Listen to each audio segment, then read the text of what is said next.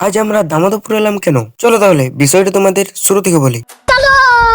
আজকে ছিল দামোদরপুরে to date knockout football টুর্নামেন্টের দ্বিতীয় দিন। তাই আমি আরিয়ান বেরিয়ে পড়লাম মাঠের দিকে। রাস্তায় যেতে যেতে দেখি তেলের কাটা দীপ দীপ করছে, তাই যতটুকু পারলাম বাইকে তেল ভরিয়ে নিলাম। তারপর এগিয়ে পড়লাম মাঠের দিকে। মাঠে এসে দেখি আমাদের টিমের খেলা এবার শুরু হবে, তাই ঝটপট দাদা ভাইদের সামনে দাঁড়িয়ে যাই, কারণ দাদা ভাইদের সামনে না দাঁড়ালে খেলার মজা কোথায়। একটু পর আমাদের প্লেয়ার মাঠে নামলো। তারপর খেলা স্টার্ট হলো। Jamunia Sandar club versus master 11 Jharkhand. দুটো টিমেই হাড্ডাহাড্ডি খেলছিল, কিন্তু ডিফেন্ডারও সলিড ছিল। বল ঢুকতেই দিচ্ছিল না, বল শুধু মাঠের মাঝখানে। কিছুক্ষণ পর হাফ টাইম হলো।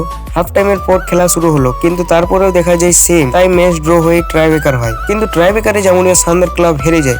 মানে আমাদের টিম তো যাই হোক ভাই, খেলাতে হার জিত আছেই। তারপর চারিদিকে তাকিয়ে দেখি একদম পূর্ব পশ্চিম উত্তর দক্ষিণ চিকেন পকোড়া দোকান কোথাও পাওয়া যায় না। তাই এক প্লেট করে চাট খেয়ে বাড়ির দিকে রওনা দিলাম।